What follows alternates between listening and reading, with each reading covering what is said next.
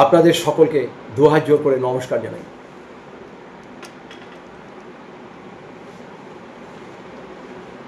নমস্কার, আমি শ্রী বিশ্বনাথ চক্রবর্তী, রাজ জ্যোতিষী। আমার হোয়াটসঅ্যাপ নাম্বার 7908825483। আমি এখানে কুষ্টি করে থাকি, বিবাহের জটক বিচার করে থাকি, বাস্তব বিচার করে থাকি। আপনাদের প্রয়োজন হলে যোগাযোগ করবেন আমার নিচের নাম্বারে।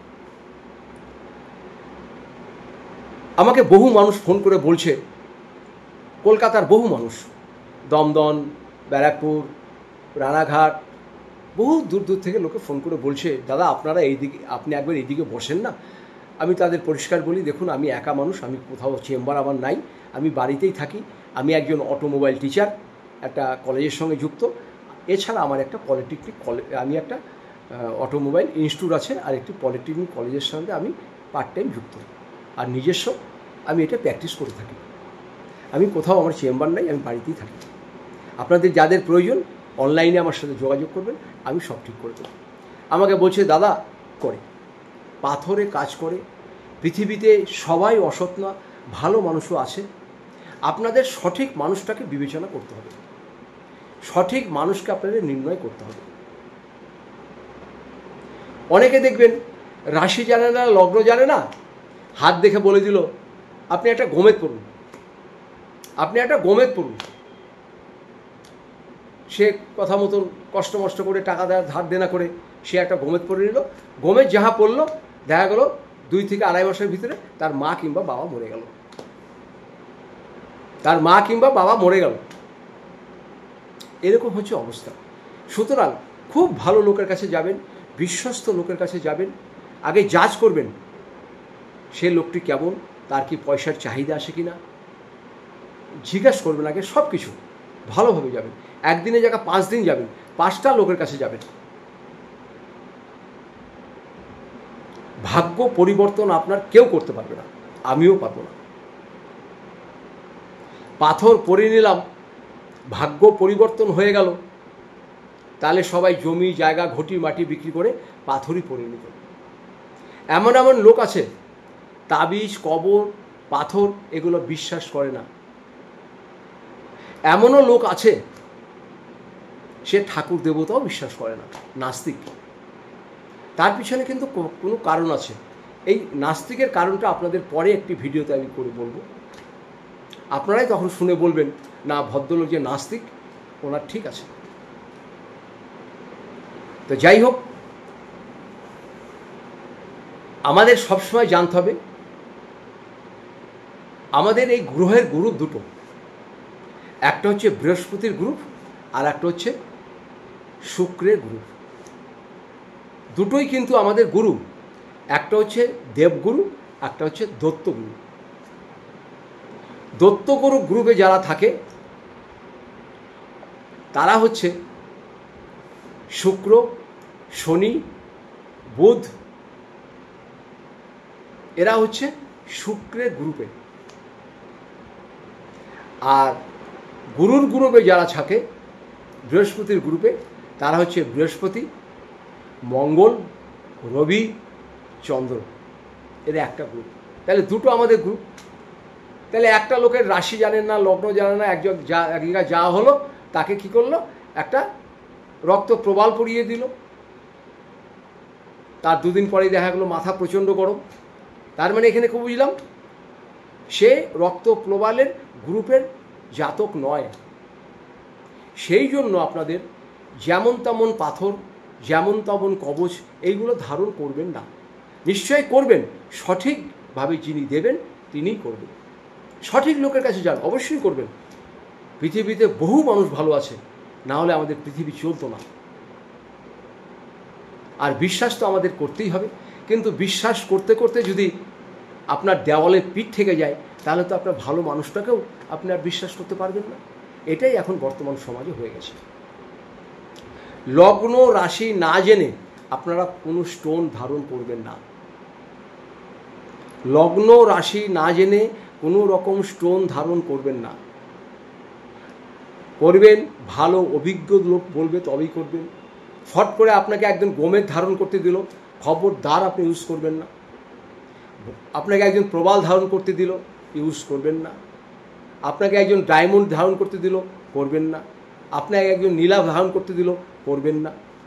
করবেন কখন করবেন? লগ্ন রাশি সঠিক যদি নির্ণয় করতে পারেন, সঠিক লোকের কাছে যাবেন যে আপনাকে সম্পূর্ণভাবে নিজের মতন করে গাইড দেবে। একটা মানুষ যখন একজনকে নীলা করতে বলবে, তার আগে কিছু টেস্ট করতে হয়। যেমন নীলারই একটা শিকড় আছে, সেটা হচ্ছে শ্বেত বেরেলা। আপনি শ্বেত বেরেলাটা রাখুন, দেখুন আপনার 15 দিন 1 মাস ভালো যায় কিনা।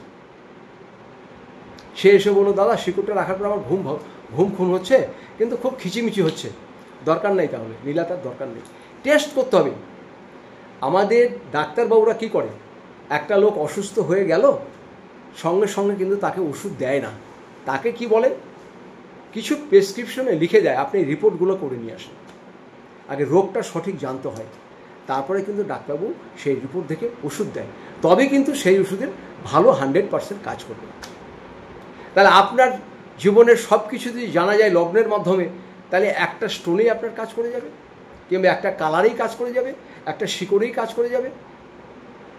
এবার আপনার লগ্ন জানা হলো না, রাশি জানা হলো না, আপনি হাত দেখাতে গেলেন, আপনাকে একটা গমিক পরিয়ে দিল, প্রবাল পরিয়ে দিল, হীরা পরিয়ে দিল, আপনি পরিয়ে নিলেন, রিয়াকশান হয়ে গেল। খারাপ যখন আপনার হবে, তার দায় কে নেবে? তার দায় কে নেবে? তো সুতরাং আপনারা যখন তখন হাত দেখিয়ে যখন তখন যে কোনো স্টোন পড়বেন না। ভালো লোকের কাছে যাবেন, বিশ্বস্ত লোকের কাছে যাবেন, তার সব কিছু দেখবেন। দরকার পড়লে কতদিন থেকে সে করছে, এক জায়গা থেকে যখন দেখাবেন, দেখানোর পরে দরকার পড়লে আরও 2 জায়গা দেখাবেন যে একই কথা আপনাকে বলছে কিনা।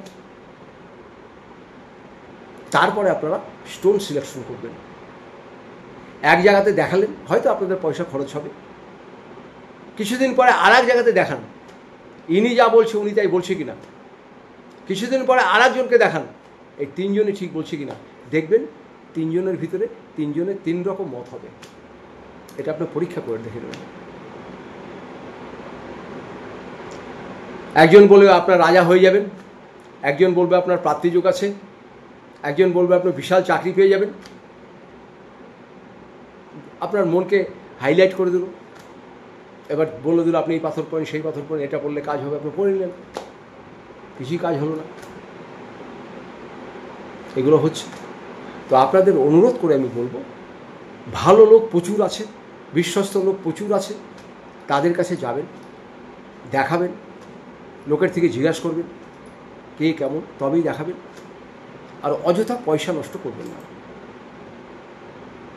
লগ্ন রাশি যদি না থাকে, তাহলে পরে আপনারা একটা জিনিসই করবেন, আমি বলবো, ঈশ্বরের শরণাপন্ন হয়ে যান। লগ্ন জানেন না, রাশি জানেন না, কোনো নক্ষত্র জানেন না, কবে জন্ম জানেন না। আপনার মা বলেছিল ভোরবেলা, মা বলেছিল আমার জন্ম হয়েছিল ওই যখন ওই আমাদের গরুটা বাচ্চা দিয়েছিল তখন হয়েছিল। এইগুলো তো ভিত্তিহীন। তাহলে আপনারা কি করবেন? কিচ্ছু করতে হবে না। আপনাকে সৃষ্টি করেছে ভগবান। আপনার ভগবানের মন্দিরে সারা দিনে একবার যান, সারা দিনে একবার যান, যে হাত জোর করে বলুন, হে ঈশ্বর, আমি মন্ত্র তন্ত্র কোনো কিছু জানি না, আমি খালি তোমাকে জানি। তুমি আমাকে রক্ষা করো, তুমি আমাকে ভালোভাবে পরিচালনা করো, আমার জীবন যেন ঠিক মতো চলে। তোমার কাছে এইটাই আমি চাই। মাথা ঠুকে প্রণাম করে আসুন। আর কিচ্ছু চেতে হবে না, কোনো কিচ্ছু চাওয়ার দরকার নাই। ঈশ্বরই আপনাকে রক্ষা করবে। আর একটা কাজ করবেন, সেটা হচ্ছে অন্তত মাসে একবার করে হোক, সপ্তাহে একদিন করলে ভালো হয়, নাহলে মাসে একবার করে যে কোনো মন্দিরে যাবেন, সন্ধ্যাবেলা যে আরতিটা হয় আরতিটা দেখবেন, আরতিটা অবশ্যই দেখবেন। আরতি শেষ হওয়ার পরে দেখবেন পঞ্চপ্রদীপে কর্পূরের আরতি করা হয়, সেই পঞ্চপ্রদীপের কর্পূর আরতিটা আপনার শরীরে এইভাবে লাগিয়ে দেবেন। আপনার সব নেগেটিভ চলে যাবে। আপনি হয়তো ভাবছেন আমি খুব খারাপ, আমার টাকা নেই, পয়সা নেই।